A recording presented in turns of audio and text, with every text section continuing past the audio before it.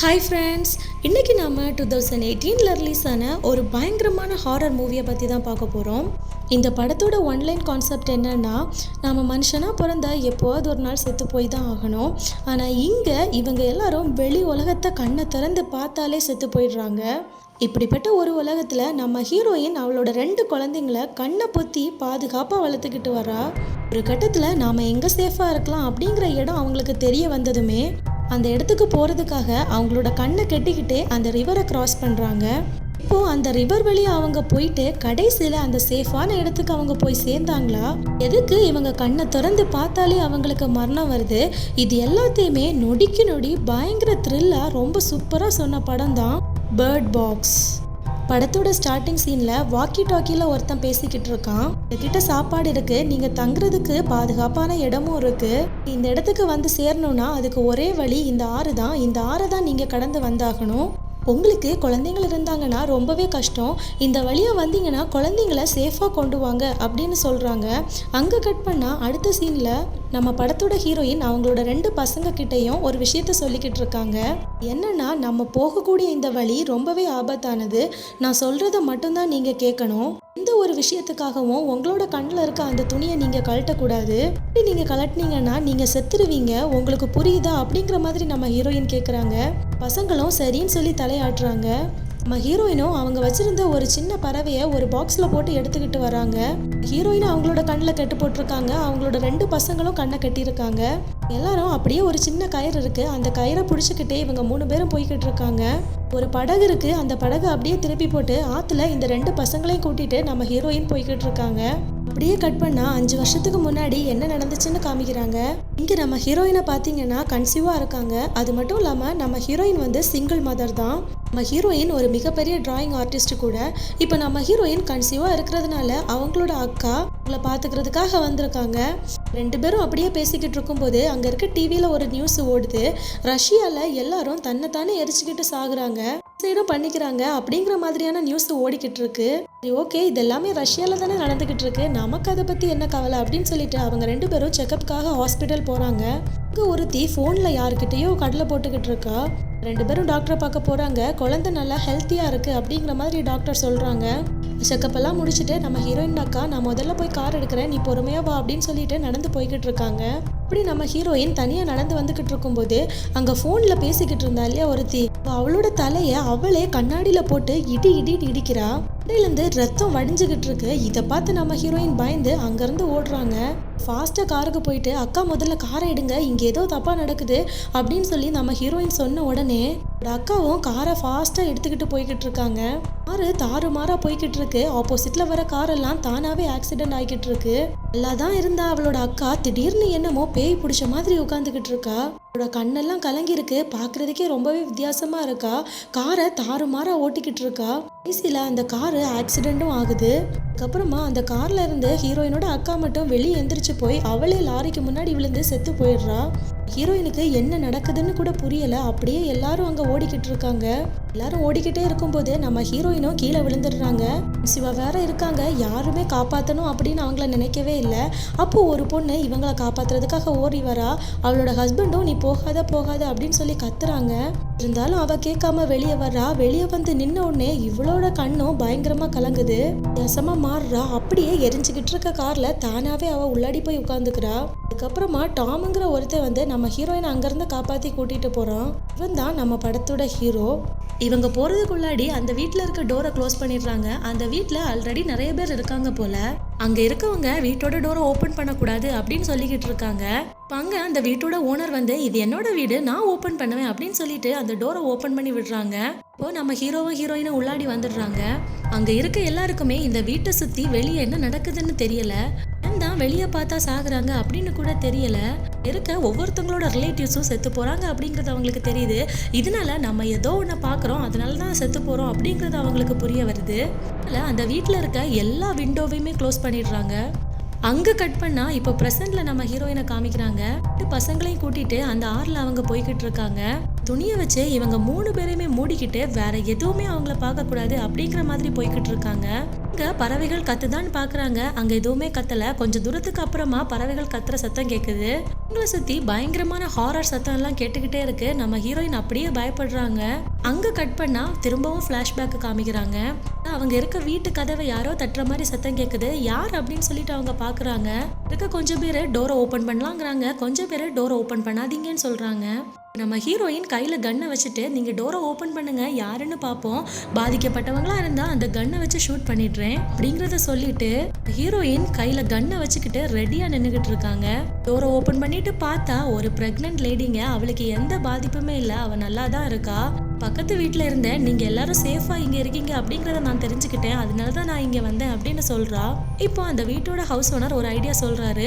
நாம எல்லாரும் இப்படியே இருந்தா செத்து போயிருவோம், அதனால நான் என்னோட வீட்டுக்கு வெளியில சிசிடிவி கேமராவை வச்சிருக்கேன். இல்ல என்ன நடக்குது அப்படிங்கறத நாம பார்த்துட்டு அதுக்கேத்த மாதிரி நாம எல்லாரும் நடந்துகிட்டோம்னா சீக்கிரமாவே நாம இந்த இடத்த விட்டு பாதுகாப்பான இடத்துக்கு போயிடலாம் அப்படிங்கிற மாதிரி சொல்றாரு.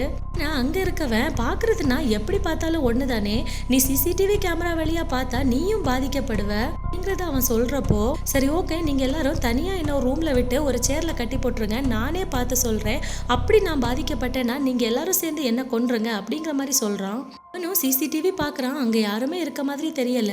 எல்லாம் பார்த்துக்கிட்டே இருக்கிறான். அப்போ திடீர்னு அங்க இருக்க இலைகள் எல்லாம் பறக்க ஆரம்பிக்குது. அப்படியே கருப்பா ஒரு உருவம் வர்ற மாதிரி காமிக்கிறாங்க. இவனோட கண்ணும் இப்போ மாறுது. இப்போ இவனும் அஃபெக்ட் ஆயிடுறான். கீழே இருக்கவங்க எல்லாரும் சத்தம் கேட்டு மேல வந்து பாக்குறதுக்குள்ளாடியே அவனே அவனோட தலையை டேபிள்ல அடிச்சு அங்கேயே செத்து போயிடுறான். ஸோ இப்போ இன்னொரு பிரெக்னன்ட் லேடி ஒருத்தி உள்ள வந்தாலே, அவளோட பேரு ஒலிம்பியா. அவளும் நம்ம ஹீரோயினும் பேசிக்கிட்டு இருக்காங்க. 2 பேரும் குழந்தை பிறந்ததுக்கு அப்புறம் அவங்களை எப்படி வளர்க்கணும், அவங்களுக்கு என்ன பேர் வைக்கலாம் அப்படிங்கிற மாதிரி டிஸ்கஸ் பண்ணிக்கிட்டு இருக்காங்க. இன்னொரு பக்கம் நம்ம ஹீரோயினும் ஹீரோவும் பேசிக்கிட்டு இருக்காங்க. நம்ம ஹீரோயினுக்கும் ஹீரோவை ரொம்ப பிடிச்சிருக்கு.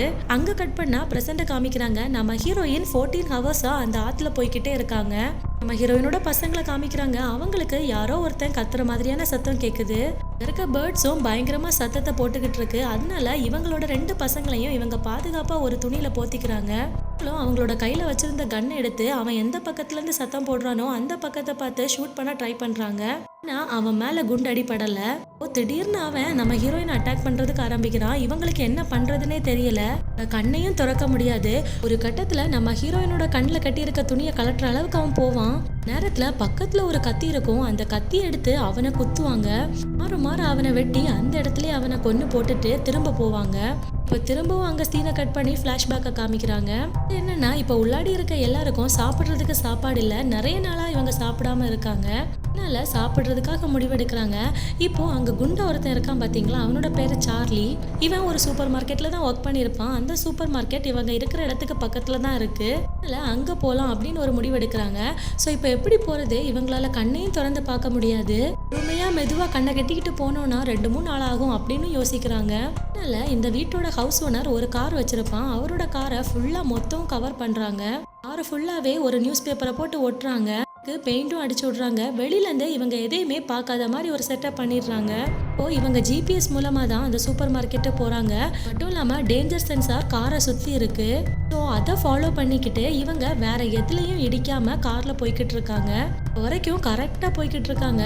இப்போ அந்த டேஞ்சர் சென்சார் காரை சுத்தி இருக்கு இல்லையா, அது எல்லா பக்கமும் டேஞ்சர்னு வார்னிங் காமிக்குது. இப்போ அந்த கண்ணுக்கு தெரியாத உருவம் இவங்களோட காரை போட்டு உலுக்க ஆரம்பிக்குது. உள்ள இருக்க எல்லாரும் பயந்து போயிருக்காங்க. இப்போ நம்ம ஹீரோக்கு என்ன பண்றதுன்னு தெரியாம காரை ஃபாஸ்டா ரிவர்ஸ் எடுக்கிறான். மாறா காரை ஓட்டி ஒரு வழியா அந்த சூப்பர் மார்க்கெட்டுக்கு பக்கத்துலயே காரை ஸ்டாப் பண்ணிடுறான். இப்ப எல்லாருமே அவங்களோட கண்ணுல துணியை கட்டி அவங்க சூப்பர் மார்க்கெட்டுக்குள்ளாடி வர்றாங்க. பயங்கர பசியில இருந்த இவங்களுக்கு என்ன எடுக்கிறதுனே தெரியல. கையில கிடைச்ச எல்லாத்தையுமே வாரி போட்டுக்கிட்டே இருக்காங்க. நேரத்துல நம்ம ஹீரோயின் ஒரு பறவையை பாக்குறாங்க. அது பாக்குறதுக்கு நல்லா அழகா இருக்கே அப்படின்னு சொல்லி அதையும் எடுத்து வச்சுக்கிறாங்க. இப்ப திடீர்னு ஒருத்தன் வெளியே கதவு தட்டுற மாதிரி சத்தம் கேக்குது. பயங்கரமா அழுகுறான். என்ன உள்ள விடுங்க, நான் உயிரோட இருக்கணும், குடும்பத்துல இருக்கவங்க எல்லாம் எனக்காக காத்துக்கிட்டு இருக்காங்க அப்படின்னு சொல்லி பயங்கரமா அழுகுறான். ஹீரோவும் இதுல என்ன இருக்கு, அவனுக்கு ஓபன் பண்ணி விடலாமே, நம்மள மாதிரி தானே அவனும் அப்படின்னு சொல்றான். மற்றவங்களுக்கு அதுல பெருசா நம்பிக்கை இல்லை. சரின்னு அவங்க கூட இருக்க ஒருத்தன் கையில கன்னை வச்சிருக்கான். டோரை ஓபன் பண்ணலாமே அப்படின்னு சொல்லி இவங்க ட்ரை பண்ணும்போது அந்த இருக்க பறவைகள் எல்லாம் பயங்கரமா கத்த ஆரம்பிக்குது. ஹீரோயினும் ஏதோ தப்பு நடக்க போகுது, தயவு செஞ்சு கதவை முடுங்க அப்படின்னு சொல்லிட்டு இருக்கும்போது அவன் பயங்கரமா கதவை தள்ள ஆரம்பிக்கிறான். உள்ள இருக்க இவங்களால எதுவுமே பண்ண முடியல. கிட்டத்தட்ட அவன் கதவை திறந்துட்டான்னா உள்ள இருக்க எல்லாருமே செத்து போயிடுவாங்க. நான் இவனும் பாதிக்கப்பட்டிருக்கான், அதனால தான் அவன் அப்படி பிஹேவ் பண்றான். இப்ப சார்லி என்ன பண்றதுன்னே தெரியாம இவங்க எல்லாரையுமே காப்பாத்துறதுக்காக தள்ளிட்டு டோருக்கு அந்த பக்கமா போய் விழுந்துடுறான். இப்போ அங்க சார்லி கீழே விழுந்து அவனோட கதையை முடிஞ்சிருச்சு, செத்து போயிடுறான். ஸோ இப்போ இவங்க எல்லாருமே வீட்டுக்கு வந்ததுக்கு அப்புறமா சார்லி நம்ம எல்லாருக்காகவும் அவனோட உயிரை தியாகம் பண்ணிட்டான் அப்படின்னு சொல்லி ஃபீல் பண்ணிக்கிட்டு இருக்காங்க. அப்புறமா அவங்க எல்லாரும் அவங்களோட வேலையை பார்த்துக்கிட்டு இருக்காங்க. இப்போ திடீர்னு அங்கே லைட்டாக சத்தம் கேட்குது. என்னடான்னு பார்த்தா இவங்க வச்சிருந்த காரை இவங்க கூட இருந்த 2 பேரை திருடிக்கிட்டு போயிட்டாங்க. அங்கே கட் பண்ணா இப்போ ப்ரெசென்ட்ல நம்ம ஹீரோயின் படகுல போய்கிட்டு இருக்காங்க. இந்த நேரத்தில் நடு ஆத்துல ஒரு ட்ரக் நின்றுகிட்டு இருக்கு. அந்த ட்ரக்கில் படகு மோதி 2 பசங்களும் கீழே விழுந்துடுறாங்க. ஹீரோயினும் அப்படி இப்படின்னு 2 பசங்களையும் காப்பாற்றி படகுல தூக்கி போட்டுட்டு மறுபடியும் போய்கிட்டு இருக்காங்க. போய்கிட்டு இருக்கும்போது பக்கத்துல கரையோரமா படகை நிப்பாட்டிக்கிட்டு சாப்பாடு ஏதாவது கிடைக்குமா அப்படின்னு சொல்லி போறாங்க. அவங்க அவங்களோட பசங்க கிட்ட, இதோ பாருங்க, இந்த படகை விட்டு நீங்க வெளியே வரவே கூடாது, நானே உங்களை வாங்கன்னு கூப்பிட்டாலும் வரக்கூடாது, இந்த இடத்துல மட்டும்தான் இருக்கணும், அப்படி நான் செத்து போயிட்டேன்னா கூட உங்களோட லைஃபை நீங்க பாத்துக்கிட்டு போயிட்டே இருக்கணும் அப்படிங்கிற மாதிரி சொல்லிட்டு நம்ம ஹீரோயின் போறாங்க. ஹீரோயின் மீன் பிடிக்கிற கம்பி இருக்கு இல்லையா, அந்த கம்பியை படகுல கட்டிக்கிட்டு போறாங்க. வீடு வரைக்கும் அப்படியே போறாங்க. அதுக்கப்புறமா கம்பி பத்தல, சரின்னு ஒரு இடத்துல வச்சுக்கிட்டு சாப்பிட்றதுக்கு ஏதாவது கிடைக்குமா அப்படின்னு சொல்லி தேடிக்கிட்டு இருக்காங்க. இப்போ திடீர்னு கம்பியை யாரோ இழுக்கிற மாதிரி தெரியுது. ஐயோ, நம்ம பசங்களுக்கு ஏதோ ஆபத்து போல இருக்கு அப்படின்னு சொல்லி வேகமா அங்க ஓடுறதுக்காக ட்ரை பண்ணிக்கிட்டு இருக்காங்க. அதே நேரத்துல அவங்களோட குட்டி பொண்ணு தன்னோட உடம்புல கயிறை போட்டுக்கிட்டு அவங்களோட அம்மாவை தேடுறதுக்காக போறாங்க. அப்படியே ஒரு இடத்துல போய் நிக்கிறாங்க. அங்க உருவமே இல்லாத அது நின்னுகிட்டு இருக்கு. பார்த்துக்கிட்டு இருக்கிறப்பவே திடீர்னு அந்த கயிறை யாரோ இழுக்கிறாங்க. அந்த கயிறை இழுக்கிறது யாருன்னு பார்த்தா நம்ம ஹீரோயின் தாங்க.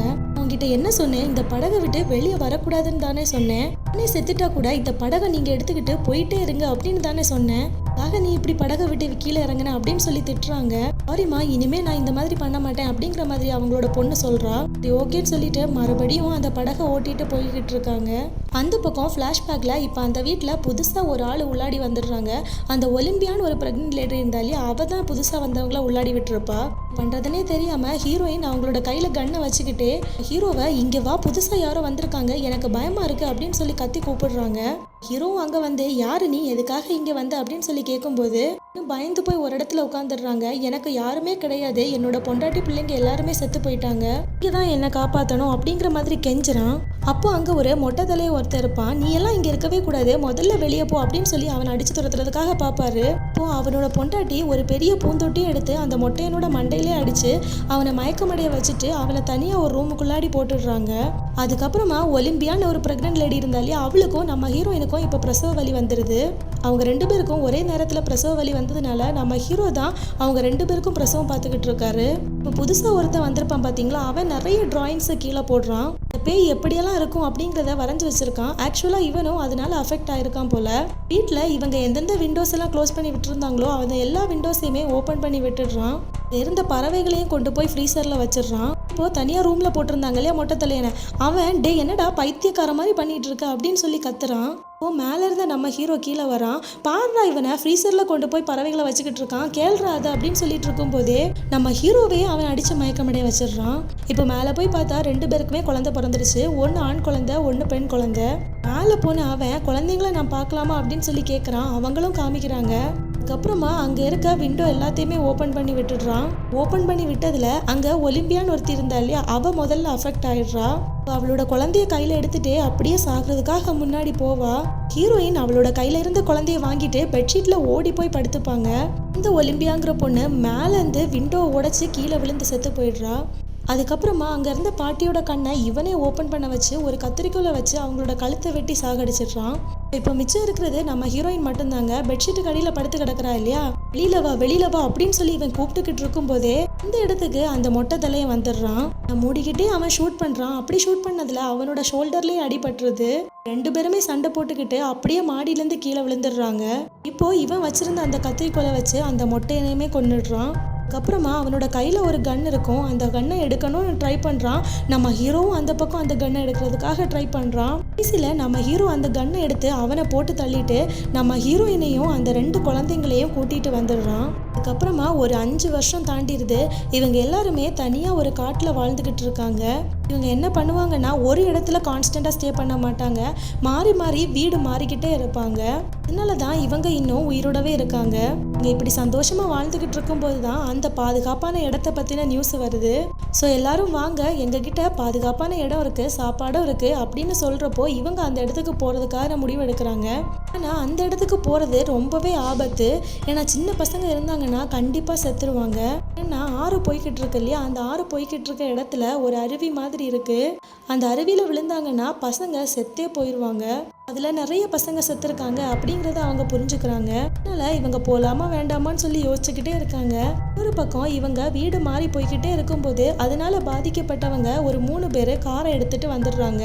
அதுக்கப்புறமா நம்ம ஹீரோயின் கிட்ட, நான் உயிரோட வரலன்னா பின்னாடி வழியா நீ இந்த பசங்களை கூட்டிகிட்டு போயிரு அப்படின்னு சொல்லிட்டு கையில் கன்னை வச்சுட்டு அவனோட கண்ணையும் கட்டிக்கிட்டு அங்கே வர்றான். திடீர்னு அங்கே வந்தவங்களும் சுட ஆரம்பிக்கிறாங்க. நம்ம ஹீரோவும் திருப்பி சுட ஆரம்பிக்கிறான்.